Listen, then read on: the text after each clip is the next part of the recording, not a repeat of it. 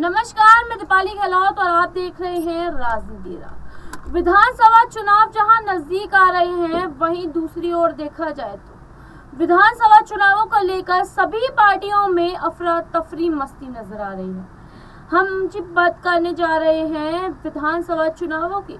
विधानसभा चुनाव है छत्तीसगढ़ में। छत्तीसगढ़ के विधानसभा चुनावों की तारीख 7 नवंबर रखी गई है।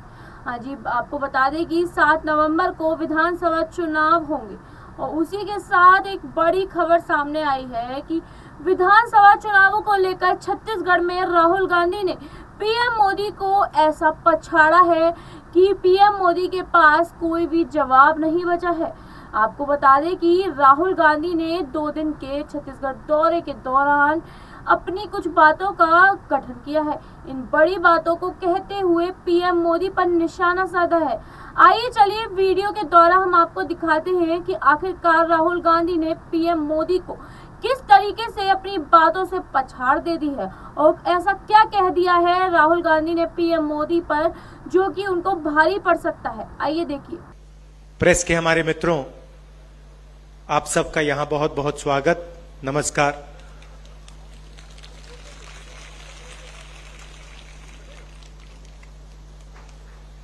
पिछले चुनाव में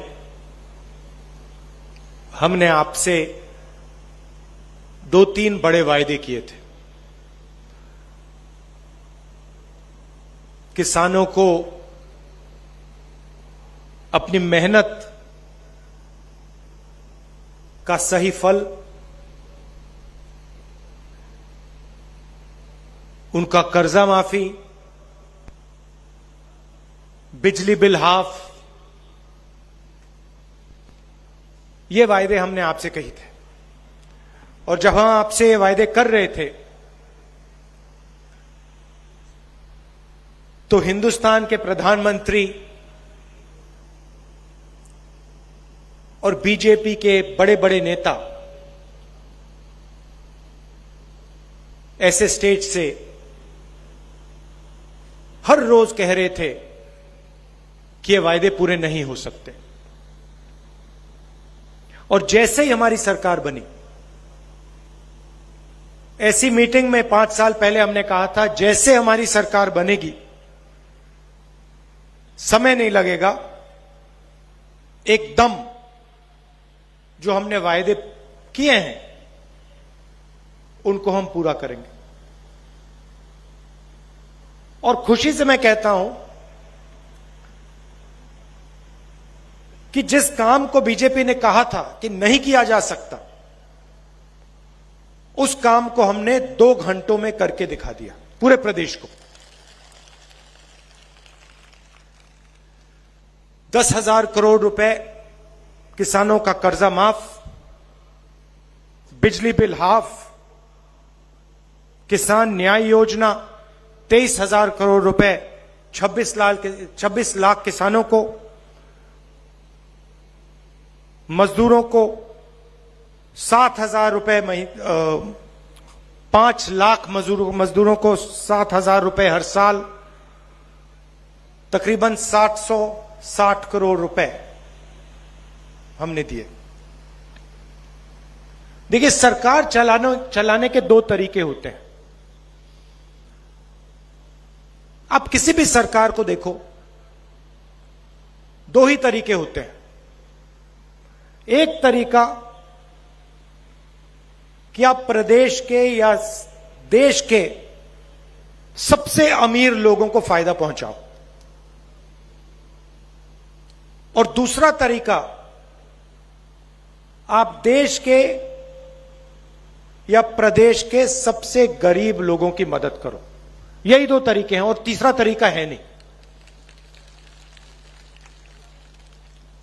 लोग कहते हैं कि भैया नहीं, तीसरा तरीका होगा सबकी मदद। नहीं, सीधी सी बात है। या आप जो लाइन में सबसे पीछे बैठे हैं, खड़े हैं, उनकी मदद करो, या फिर लाइन में जो सबसे आगे बैठे हैं, खड़े हैं, उनकी मदद करो। और हमारी जो सरकार है, और किसी भी स्टेट में देख लीजिए, यूपीए की सरकारों को देख लो, हमारी सरकार किसानों की, मजदूरों की, गरीब लोगों की, बेरोजगार लोगों की, इनकी मदद करती है। उनकी सरकारें जो हैं बड़ी बड़ी बातें करती हैं, मगर अंत में अदानी जी की वो मदद करते हैं। आप देखिए, देश की हालत देखिए। बघेल जी ने कहा खदान अदानी जी को दी जाती है, एयरपोर्ट अदानी जी को दी जाती है, पोर्ट्स अदानी जी को दिए जाते हैं, कानून बनाए जाते हैं। किसान के खिलाफ जो कानून बनाए गए वो कानून अदानी जी की मदद करने के लिए। हिमाचल प्रदेश में आप जाइए, सेब का पूरा बिजनेस अदानी जी के हाथ में। जम्मू कश्मीर जाइए, वहां पे सेब का बिजनेस अदानी जी के हाथ में। तो जो भी वो करते हैं अदानी जी के लिए, देश के सबसे बड़े 2-3 उद्योगपतियों के लिए करते हैं। और जो भी हम करते हैं, हम किसानों के लिए करते हैं, मजदूरों के लिए करते हैं, आदिवासियों के लिए करते हैं, दलितों के लिए करते हैं, पिछड़ों के लिए करते हैं। सीधी सी बात। मनरेगा देख लीजिए, हम मनरेगा लाए, लोकसभा में प्रधानमंत्री ने देश के सब मजदूरों का अपमान किया, कहा कि मनरेगा बिल्कुल बेकार प्रोग्राम है। भोजन का अधिकार हम लाए, कर्जा माफी हमने की। क्यों? क्योंकि हम जानते हैं कि जब तक हम गरीबों की मदद नहीं करेंगे, कमजोर लोगों की मदद नहीं करेंगे, तब तक यह देश खड़ा नहीं हो सकता, यह देश प्रगति नहीं कर सकता है। अब देखिए, छत्तीसगढ़ में हमने वायदा किया था 2,500 रुपए प्रति क्विंटल। सही बात है? सही बात है ना? आज क्या रेट है? आज 2,500 है क्या?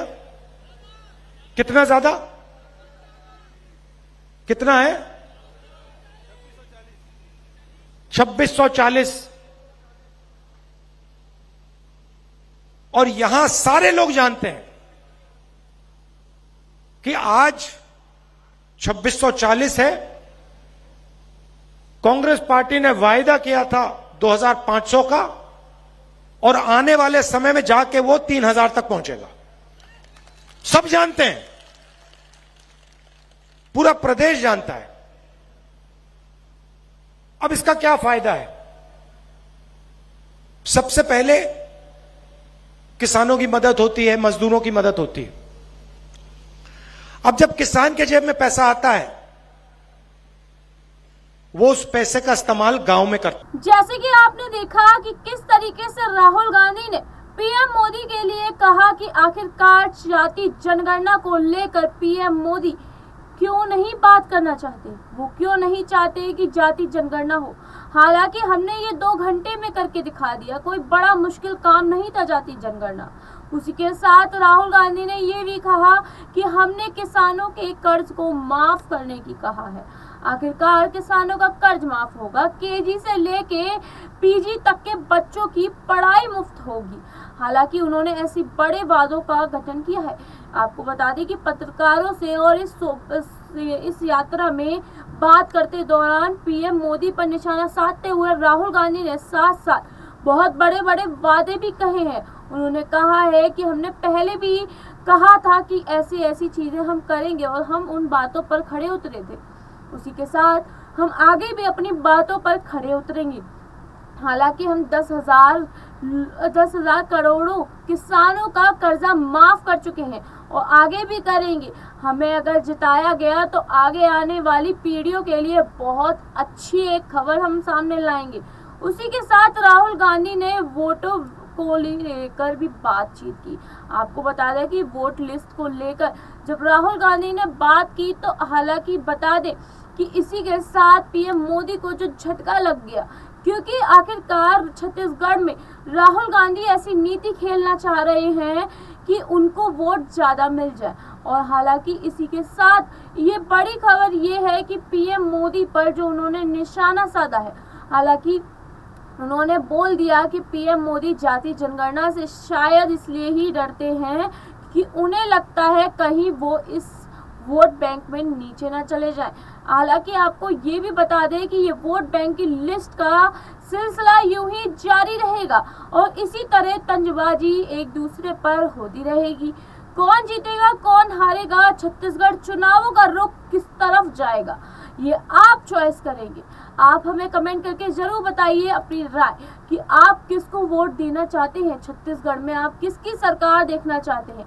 क्या राहुल गांधी अपने वादों पर खड़े उतरेंगे या पीएम मोदी उन पर इन वादों के साथ साथ तंज के खिलाफ एक बड़ा बयान वो भी दे देंगे। क्या होगा आगे ये देखने की बात होगी। हमारे साथ देखने के लिए जुड़े रहे राजनीति राग में। धन्यवाद।